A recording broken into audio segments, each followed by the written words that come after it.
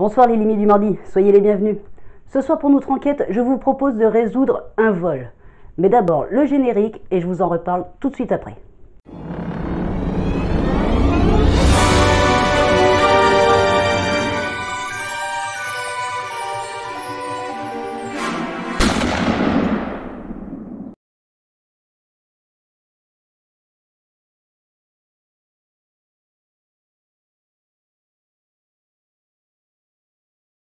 Nous sommes en avril 1933 et le commissaire Lambert est invité par son ami l'industriel Martin Laurent à faire une partie de cartes chez lui. Les deux amis se retrouvent donc autour d'une table avec 4 autres joueurs qui ont été conviés par Martin Laurent. Il y a le grand professeur Pierre Arma, un homme grand, barbu, à l'air sec et sévère. Il y a également le banquier Pierre Simolin, un petit homme vif et très bavard. Il y a aussi Laura Dalavitch, une diva à la carrure impressionnante et à la voix qui fait pâlir la plupart de ceux qui l'écoutent.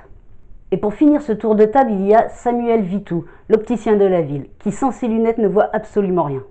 La partie est engagée depuis maintenant quelques minutes et Pierre Arma, le professeur, demande discrètement où se trouvent les toilettes.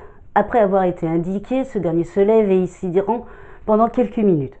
Puis il finit par revenir autour de la table. C'est alors que, lorsque Pierre Arma revient autour de la table, la diva constate une chose. Elle a oublié son petit chien dans sa voiture. Elle y retourne donc précipitamment en s'absentant aussi quelques minutes. Et Laura Dalavitch revient s'installer autour de la table et reprendre le jeu avec son petit chien sur les genoux. La partie continue malgré tout, plusieurs minutes s'écoulent encore. Et là, c'est au tour d'Antoine Simolin de se lever précipitamment et de s'absenter pendant de longues minutes. Il revient un peu l'air gêné, voyant les regards courroucés de ses co-joueurs, et se réinstalle sans mot dire. La partie est de plus en plus tendue, les joueurs sont de plus en plus silencieux, et les minutes défilent, n'entendant que pour seul bruit, le bruit des cartes qui tapent sur le tapis vert. Après une demi-heure sans autre incident que ça, Martin Laurent, l'industriel, propose à ses convives de faire une petite pause afin de se désaltérer à nouveau. Le temps qu'il resserve les verres en whisky, Samuel Vitou se lève et s'excuse pour aller assouvir un besoin pressant. C'est à ce moment-là que le commissaire Lambert s'aperçoit que ce dernier a oublié ses lunettes sur la table. Quelques instants plus tard, tous les convives sont de nouveau réunis autour de la table et la partie reprend jusqu'à la fin sans que plus rien ne se passe de gênant pour les joueurs.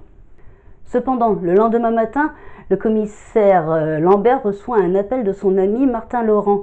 Ce dernier est tout énervé, tout agité, et il lui annonce que quelqu'un, hier soir, a dû lui voler la somme qu'il réservait au salaire de ses employés. Le commissaire lui demande où se trouvait l'argent exactement, et son ami lui répond qu'il se trouvait dans un petit réduit, sous les escaliers, très difficile d'accès, dans un coffre encastré dans le mur à une hauteur assez élevée. Martin Laurent est persuadé que le vol s'est commis durant la soirée d'hier, pendant la partie de jeu de cartes, car il n'a reçu personne d'autre depuis. Et le commissaire Lambert est bien d'accord avec lui. En y réfléchissant un peu, il sait déjà qui est le coupable. Alors, avez-vous trouvé, vous, qui était le coupable? Vous avez une semaine pour actionner vos petites cellules grises et débusquer à votre tour le coupable. N'hésitez pas à vous abonner en vous cliquant sur la petite photo en rond qui est juste à côté de moi. Et si vous avez envie de découvrir d'autres enquêtes, n'hésitez pas. Juste en dessous, vous avez des vidéos qui vous sont proposées. Je vous donne rendez-vous la semaine prochaine pour la solution. En attendant, bonne enquête à toutes et à tous.